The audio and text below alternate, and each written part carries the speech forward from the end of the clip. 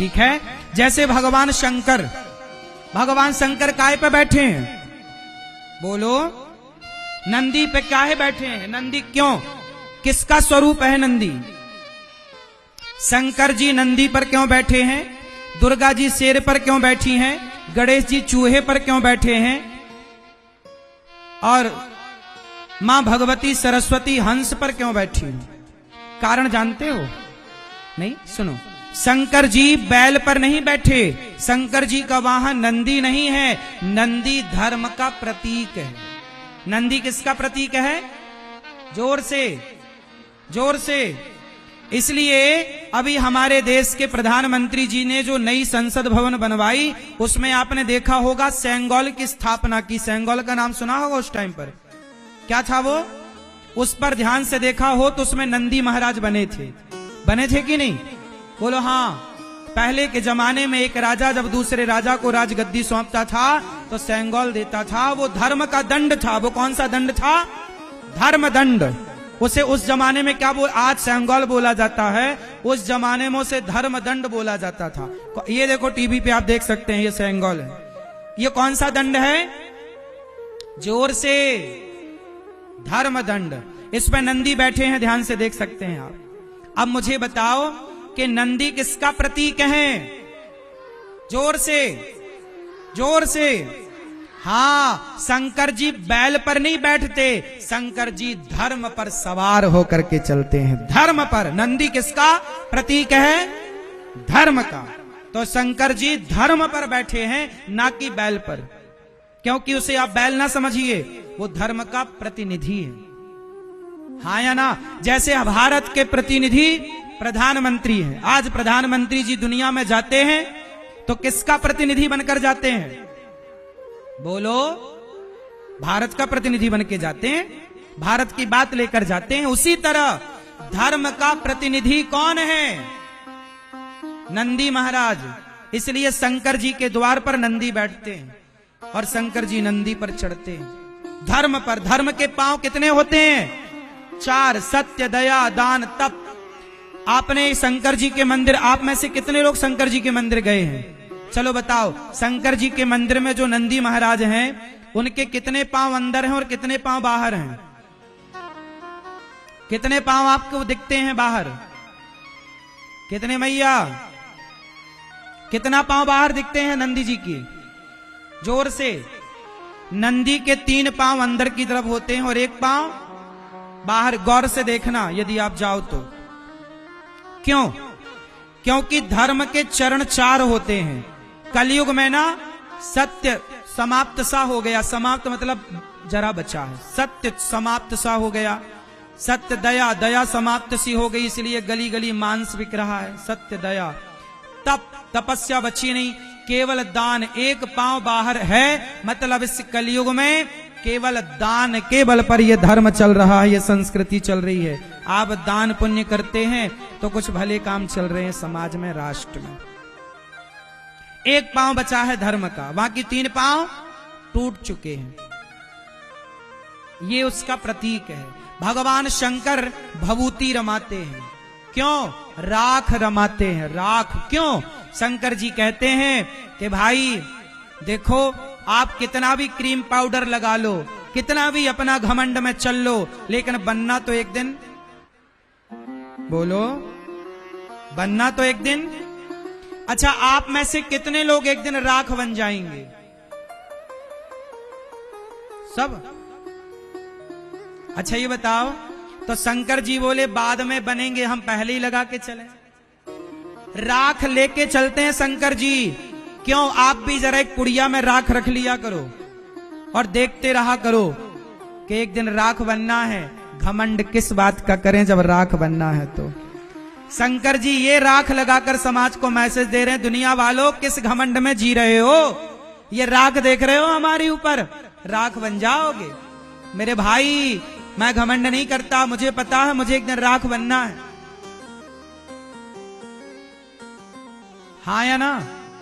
तो शंकर जी की राख ये मैसेज दे रही है कि कभी आपको अभिमान, जोर से। लेकिन आजकल लोग राख लेके भी अभिमान में चलते हैं। बड़ी विडंबना है। शंकर जी के सिर पर गंगा है, काहे है? शंकर जी के सिर पर क्या है? क्यों? गंगा ठंडी है। शंकर जी कहते दुनिया वालों, जीवन में टेंशन कितनी भी हो, शंकर जी के घर में जितनी टेंशन है ना, किसी के घर में नहीं है। देखो ना, शंकर जी के बेटा गणेश जी का वाहन चूहा, सांप नीचे जा रहा था, चूहा चिल्लाया भोलेनाथ पकड़ो। काहे पकड़े? अरे वो नीचे आया तो हम ऊपर चले जाएंगे। पूरे परिवार में शंकर जी के एक दूसरे के दुश्मन लोग रहते हैं, विपरीत लोग। चूहे का दुश्मन सांप, सांप का दुश्मन मोर, मोर कार्तिकेय जी का वाहन, और नंदी का दुश्मन शेर, शेर नंदी दुश्मन है, दोनों साथ में रहते हैं। चूहा सांप दुश्मन है, दोनों साथ में रहते हैं।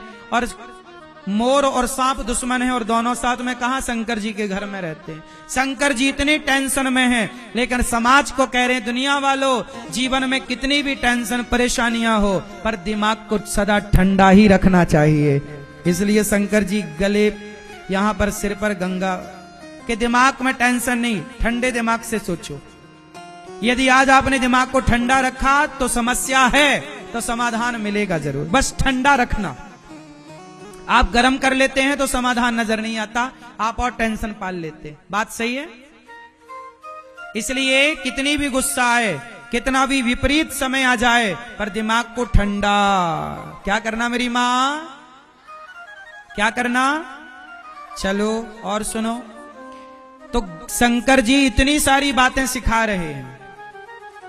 सीखा कुछ आप लोग तो कितने लोग आज से टेंशन फ्री रहेंगे, ठंडा रखेंगे, कोई बात नहीं, अभिमान नहीं करेंगे, भभूति भस्मी देख के रहो। आगे चलो। गणेश जी का वाहन चूहा काहे है? पीली मैया आप बताओ, गणेश जी चूहे पर काहे बैठे हैं मेरी मां? हाँ बोलो। गणेश जी चूहे पर नहीं बैठे, चूहा तर्क का प्रतीक है। चूहा किसका प्रतीक है? बोलो। तर्क का। और गणेश जी बुद्धि के देवता हैं। बुद्धि कहां बैठती है? तर्क पर। बुद्धि कहां किस पर सवार होती है? बोलो। तर्क पर सवार होती है। बुद्धि किस पर सवार होती है? हाँ, गणेश जी चूहे पर बैठने के पीछे का संदेश दे रहे हैं कि बुद्धिमान वही है जिसके अंदर तर्क है। तर्क समझते हो ना? भगवान है तो दिखाई क्यों नहीं पड़ते? ये तर्क है। इन पर मैं आगे बात करूंगा आगे के दिनों में। तो तर्क पर शंकर गणेश जी का चूहा, गणेश जी बुद्धिमान है और गणेश जी किस पर सवार हैं? तर्क। तर्क क्या है? एक बच्चा वो होता है जो मास्टर जी से बहुत सारे प्रश्न करता है। जो प्रश्न करता है ना वो तर्क कर रहा है। कुछ बच्चे होते हैं कोई पूछते ही नहीं, मास्टर जी से कुछ नहीं पूछते। अरे पूछना चाहिए। जो बच्चा जितना जिज्ञासु होगा, जितना पूछेगा, वो बच्चा उतना इंटेलिजेंट होगा, समझदार होगा। बात सही है कि गलत है? तो तर्क पर सवार हैं गणेश जी। बुद्धि किस पर सवार है? तर्क पर। ये गणेश जी का चूहे पर सवार होने के पीछे का आध्यात्मिक कारण है। आगे सुनो। दुर्गा जी का वाहन क्या है? शेर पर काहे बैठी है माता? जोर से। शेर दुर्गा मैया के कितने हाथ हैं? जोर से। 8। 8 हाथ किसका प्रतीक है? 4 लोगों का। क्यों मैया? भैया आप लोग कितने भाई हो? ये भैया बताएंगे। जेब से क्या निकाल रहे हो आप? कितने भाई हो आप? 1 भाई। पीछे वाली भैया आप कितने भाई हो? 3 भाई। ये भैया कितने भाई? सफेद शर्ट वाले 3। भैया बगल वाले आप कितने भाई हो? ये मूंछों वाले 1। मैया आप लोग कितने भाई हो? कितने भाई आपके? 2 3 1। और आप बताओ कितने कितने भाई? 4। आपके कितने भाई हैं? 3। आपके कितने भाई हैं? 3 2। आपके कितने भाई? 3 2। सुनो, आप में से बहुत लोगों का आंसर गलत है। आप कह रहे हैं हमारे 2 भाई हैं, हमारे 1 भाई है। सारे उत्तर गलत हैं। हम सबके 4 भाई हैं। हम कितने भाई हैं? बोलो। हम 4 भाई हैं। ब्राह्मण, क्षत्रिय, वैश्य और शूद्र। हम चारों भाई हैं, यदि हम चारों संगठित रहने लग जाएं तो हमारे हाथ हो जाएंगे 8, और यदि संगठित रह गए, संगठित हो गए तो जंगल के राजा शेर को भी अपना गुलाम बना सकते हो। तुम्हें कोई गुलाम कभी नहीं बना सकता। तुम आपस में लड़ गए, तुम बिखर गए, इसलिए अंग्रेजों ने, मुगलों ने तुम्हें गुलाम बनाया, वरना क्या मजाल थी किसी की कि तुम्हारे देश की तरफ आंख उठाकर। हमारे भारत से अच्छा कभी कोई था ही नहीं, ना आज कोई है। हाँ, कोई तरक्की कर जाए कोई पैसे से, आज लंदन कहता है, आज इंग्लैंड कहता है हम पैसे वाले हैं। अरे चोरी तो हमारे देश से करके ले गए हो ना, बोलो चोरी कहां किए हो, डाका कहां डाले हो? तुम तो चोर थे, हमारे देश में आए और चोरी करके ले गए। तुम्हारे यहां तो कुछ नहीं था, कुछ होता तो हमारे देश में चोरी करने का आते। तो ये तो चोर लोग हैं। भारत की संस्कृति आज भी सबसे श्रेष्ठ है, लेकिन भारत को आज केवल मेरी प्रार्थना इतनी है, हमारी संस्कृति भारत की संस्कृति से बढ़िया इस धरती में कहीं की संस्कृति नहीं है। हम केवल भ्रष्टाचार के कारण पीछे हो गए बस। किसके कारण पीछे हो गए? यदि भ्रष्टाचार नहीं होता तो हमारी बराबरी दुनिया में कोई देश, भारत की बराबरी कोई किसी में नहीं कर सकता था। हम भ्रष्टाचार की बलि चढ़ गए बस। क्यों मेरी मां? ये दुखद बात है बस। हमारे देश में क्षति बड़ी हुई। देश को आजादी मिलते ही बंटवारा हो गया, पाकिस्तान अलग हो गया, बांग्लादेश अलग हो गया, और पहले ही श्रीलंका अलग हो चुका था, म्यांमार अलग हो चुका था। तमाम बंटवारे हो जाने के कारण हम लोग बड़े, आज देखिए बांग्लादेश में हिंदू कैसे खदेड़े जा रहे हैं, हिंदू कैसे मारे जा रहे हैं। मैं बार बार कहता हूं एक बात आपसे, दुर्गा मैया क्या कहती हैं? तलवार लिए हैं और शेर पर सवार हैं। दुर्गा मैया कहती हैं, हिंदुओं तुम 4 भाई हो ना, ब्राह्मण क्षत्रिय वैश्य शूद्र, संगठित रहना। यदि संगठित रहोगे तो सुरक्षित रहोगे, और जातियों में बट गए तो मिट जाओगे। जब जब सनातन बटा है तब तब सनातन मिटने की कगार में पहुंचा है। इसलिए संगठित, जहां सुमति तहां संपत्ति नाना, जहां कुमति तहां विपत्ति निदाना। संगठित रहो दोस्तों, बटो मत। कितने भाई हैं आप लोग? बताओ, चारों का पिता कौन? ब्राह्मण का पिता कौन? जोर से, ब्राह्मण का पिता कौन? ब्राह्मणोस्य मुखमासी द्वाहु राजन्यः कृताः ऊरु तदस्य जदवैश्यः पदभ्यांगुं शूद्रो अजायत।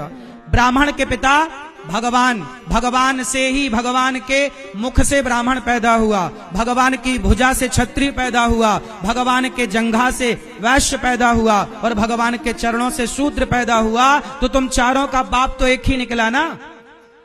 बोलो, जब तुम एक बाप की संतान हो तो जातवाद जो ऊंच नीच में, छुआछूत में बटे हो, छुआछूत मिटाओ और सनातनियों को गले लगाओ। यदि नहीं लगाओगे तो क्रिश्चियन गले लगा लेंगे, मुसलमान गले लगा करके। हमारे देश में धर्मांतरण कितनी तेजी से हो रहा है। आपके यहां जानकारी में धर्मांतरण की बातें हैं या नहीं? कितने लोग जानते हैं कि इस देश में धर्मांतरण हो रहा है? आज कितने हिंदू क्रिश्चियन बन गए। जहां मंदिर हुआ करते थे वहां वो बन गई, क्या बोलते उसको, चर्च बन गई, है ना? तो ये बात सही है कि गलत है? बोलो मेरी मां। तो क्या हिंदुओं का धर्मांतरण होना सही है? सही है? हिंदुओं का धर्मांतरण होना सही है? कितने लोग इसे गलत मानते हैं? धर्मांतरण होना सही है कि गलत है? जोर से। इसलिए हम चाहते हैं कि हमारे भारत का सनातन, हम ब्राह्मण क्षत्रिय वैश्य शूद्र मिलजुल के रहें, एक दूसरे के सुख दुख में काम आए। कोई गरीब आदमी है उसकी हम लोग मदद करें, और अपने हिंदुओं को अपना बना के रखें, अपने से दूर ना करें, वरना वो धर्मांतरण की आग में जल जाएगा। बात सही है कि गलत है? तो दुर्गा मां 4-8 हाथ से ये कहती हैं कि तुम क्या रहो मेरी मां, जोर से, जोर से संगठित रहो। तो शंकर जी ये मैसेज दे रहे हैं, दुर्गा मैया ये मैसेज दे रही हैं। हंस पर सवार हैं माता सरस्वती। क्यों? हंस जैसे दूध पानी में दूध पीता है, पानी पानी छोड़ता है, उसी तरह विद्यार्थी वही उत्तम कोटि का है, पढ़ने वाला बच्चा वही अच्छा है जो अच्छी चीजें ग्रहण करे और बुरी चीज, ये मैसेज है।